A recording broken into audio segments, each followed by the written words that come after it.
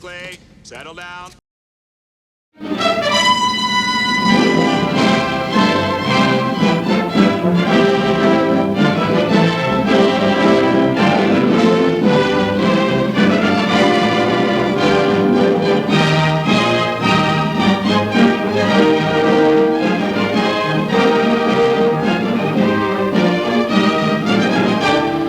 June 4th, 1944. Rome was free, liberated after 21 years of fascist rule. The Allied Fifth Army entered the Eternal City from the south, acclaimed by cheering multitudes.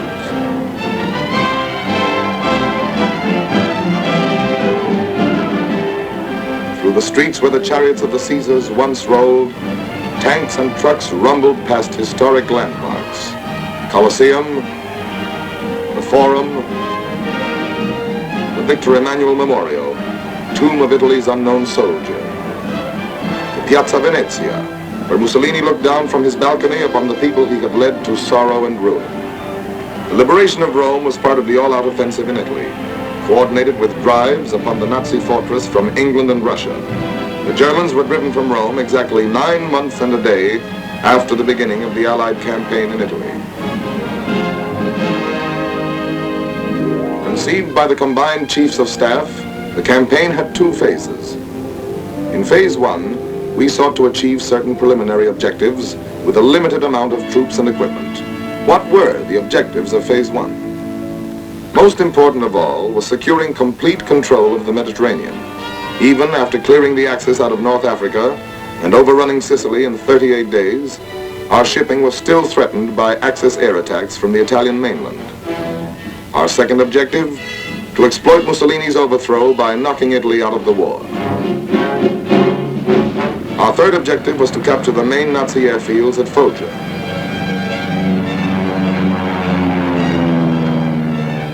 Fourth, we wanted to engage the enemy at the quickest point of contact and force him to withdraw as many divisions as possible from the Russian front and the invasion front in Western Europe. Phase 1 of the Italian campaign began on September 3rd, 1943, when the British Eighth Army at Messina, under General Montgomery, pushed across the narrow straits toward Calabria from the toe of the boot.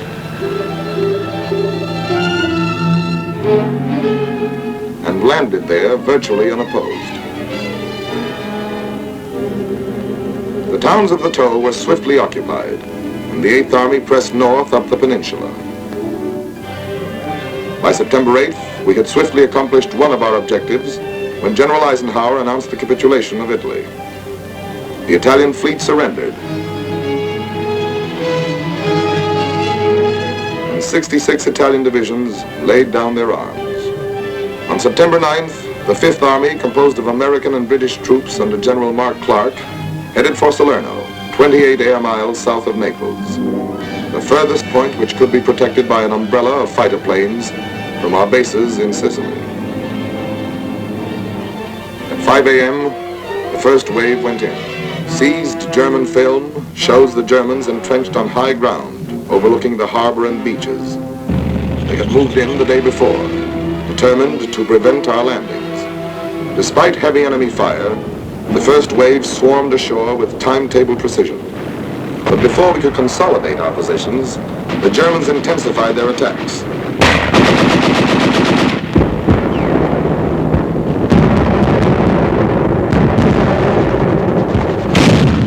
88mm guns slowed up our landings and imperiled the entire beachhead operation. Despite heavy support from the combined fleets, the situation grew more critical.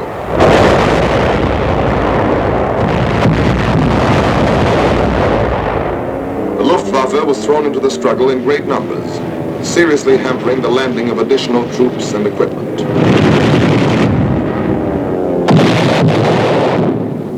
Support from the RAF and the 9th American Air Force reached its peak when 1,860 sorties were flown against German troop concentrations on September 14th. On that day, the German news agency announced that Salerno was another Dunkirk. Actually, the beachhead had been secured, despite heavy losses. Meanwhile, the 8th Army was pressing north. On September 16th, patrols of the 8th and 5th made contact. The 8th was a threat to the German left flank, while the 5th Army counterattacked from the beachhead.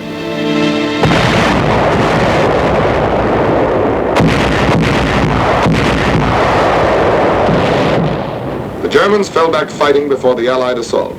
Tommies and doughboys drove them out of the foothills and pressed after them. The German withdrawal was complete. General Clark's order of the day read, "We are here to stay. Side by side with the 8th Army, the 5th Army will advance." On September 27th, the 8th captured the Foggia airfields, achieving 2 more of our objectives. Our Mediterranean shipping was now relatively safe from air attack, and from Foggia we could bomb southern Germany and the Balkans. As the Russian armies advanced, we could operate in close support with them, bombing rail junctions and military installations in the German rear. Budapest, Belgrade, Bucharest, Ploesti, Sofia. On October 1st, 3 weeks and a day after the Allied landings at Salerno, the 5th entered Naples, one of the great ports of the world. The damage done by the Germans was soon repaired, and it rapidly became our main supply artery. As our troops pushed north, they passed countless thousands returning to their battle-scarred homes.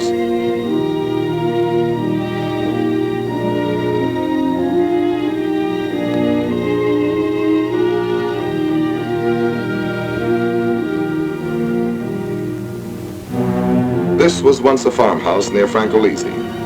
The farmer had refused to give up his livestock to feed German engineers. He and his family were locked into the house, and a charge of explosives was set off in the cellar. It was a family of 5.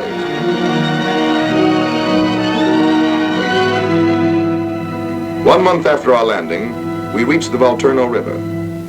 There, the campaign became a battle of rivers and mountains, fought through autumn torrents, wind and rain.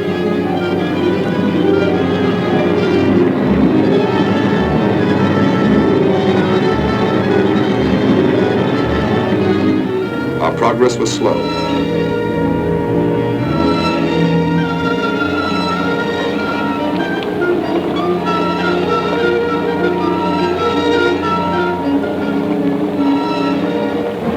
Advance units sometimes clung to their rain-soaked positions for 30 days without relief.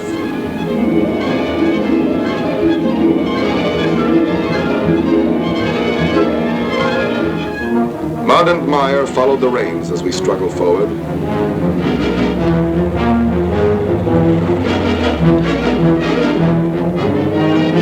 Throughout the centuries, there have been hundreds of wars in Italy, and only once has it been conquered through these mountains. Winter brought snow, ice, and freezing temperatures.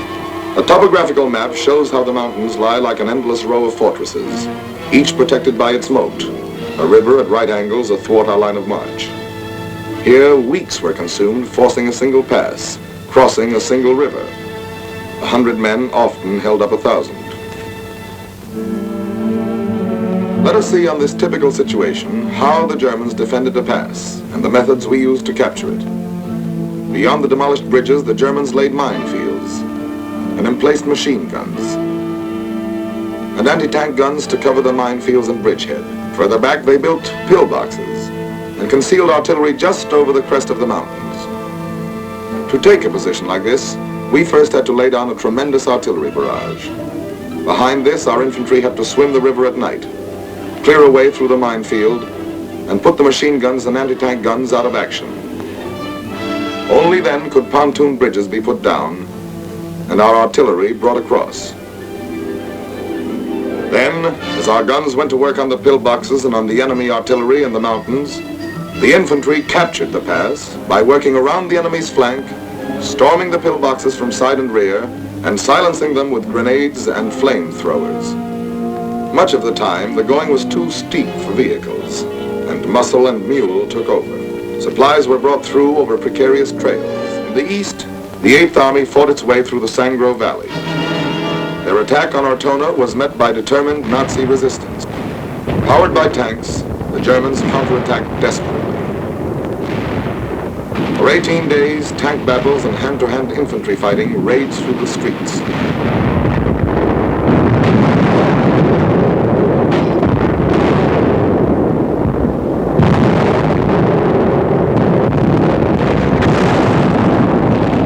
The Germans were finally driven into the northwest corner of the town.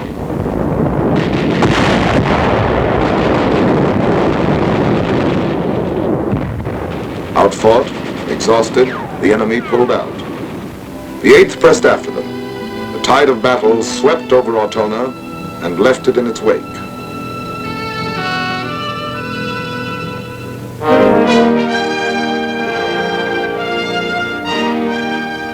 When General Eisenhower visited the Central Front, it was 3 months since we had crossed the Volturno. We had advanced 12 miles in this sector, sometimes at the cost of a man a yard, and were facing Cassino, key to the strong Gustav line, which the Germans had orders to hold at all costs. Cassino lies on the northern slope of the Liri Valley, through which runs the Via Casilina, Highway number 6. Possession of the valley and the mountains overlooking it from both sides would take us forward to the foot of the last mountains, barring our way to Rome. Our plan was to force the Rapido River both to the north and south of the town. While the southern force maintained pressure, the northern unit was to circle through the mountains behind it, clean the Germans out of their positions there, and storm the town from north and rear. At Hangman's Hill, this unit fought for days. Other vantage points changed hands again and again.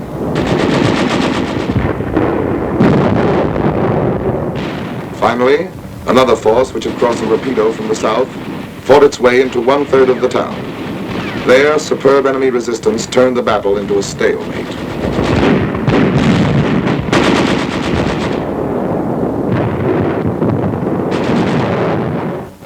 The Gustav line ran across the peninsula and was anchored at Cassino. To break the stalemate, we tried an end run, amphibious landings at Anzio and Nettuno. The Germans were caught off guard, and for several days, American and British troops encountered only light opposition as they landed and consolidated the beachhead. It was up to the German High Command to determine the importance of this new threat to their flank and rear. Marshals Rommel and Kesselring decided against falling back and brought in 13 fresh divisions from their dwindling strategic reserves. More and more, we were accomplishing our objective of diverting Nazi divisions from the Western and Russian front. Heavy Luftwaffe raids supported those 13 divisions as they sought to drive us into the sea.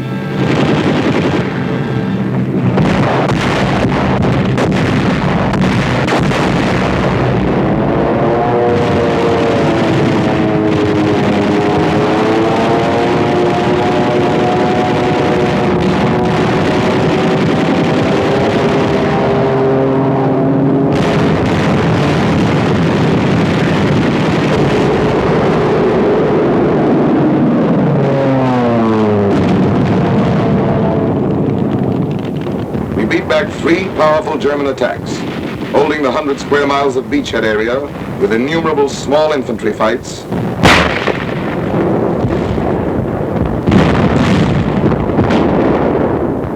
and tremendous artillery barrages.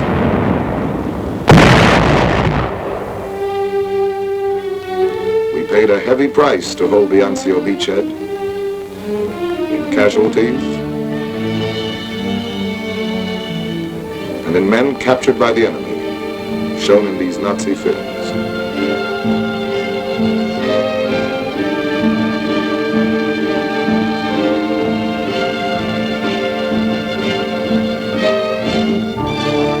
Back at Cassino, the fight continued. The Germans held an obvious advantage by their occupation of the Benedictine Abbey above the town.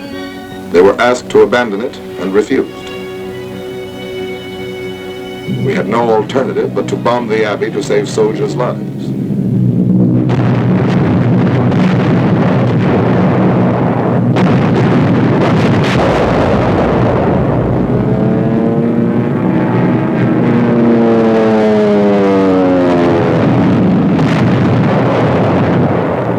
One month later, 543 Allied planes tried to blast the enemy out of the town with a load of 1,144 tons of bombs. The Germans took cover in caves and tunnels.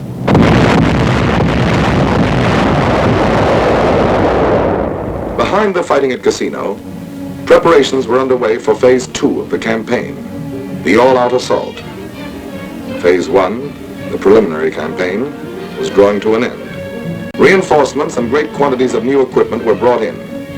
Our forces were regrouped, British and Polish troops in the Liri Valley, Americans in the west along the Garigliano River, the French Expeditionary Corps in the center. By sunset, May 11th, preparations had been completed. All along the front, the German-dominated heights were under the muzzles of Allied guns. At 11 p.m., they went into action.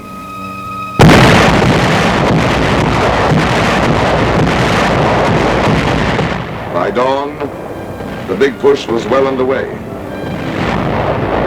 General Alexander, commander of the Allied forces in Italy, told his troops that to them had fallen the honor of striking the first blow in the great final invasion of Fortress Germany.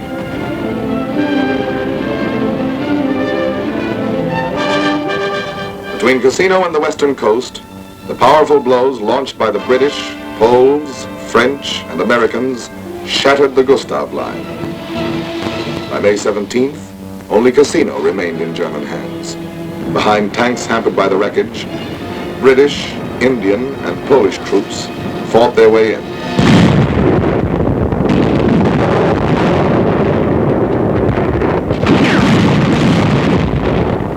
On May 18th, Cassino fell, and the Gustav Line had ceased to exist. Prisoners were brought in on every sector of the front.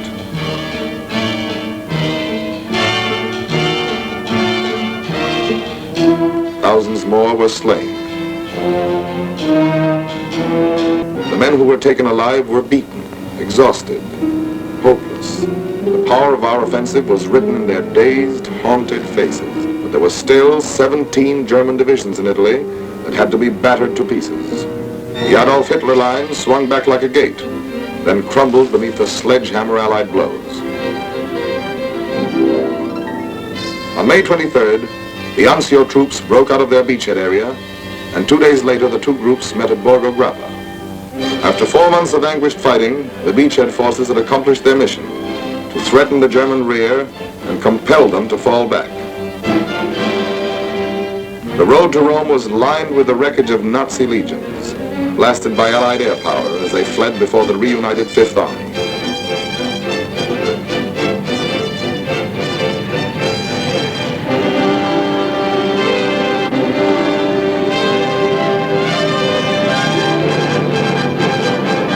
In 12 days, the mounting fury of the Allied drive threw the Nazis back to the outskirts of Rome. Films taken by Italian anti-fascists show the evacuation of Rome, one of the greatest blows of the war to Nazi prestige. The streets were deserted as the Nazis left.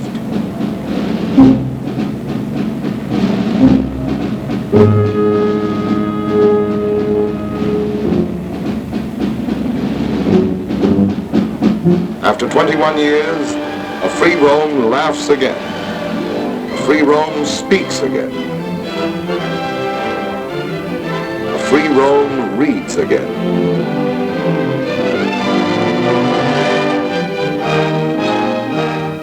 A free Rome assembles in the Piazza San Pietro to receive the Pope's blessing.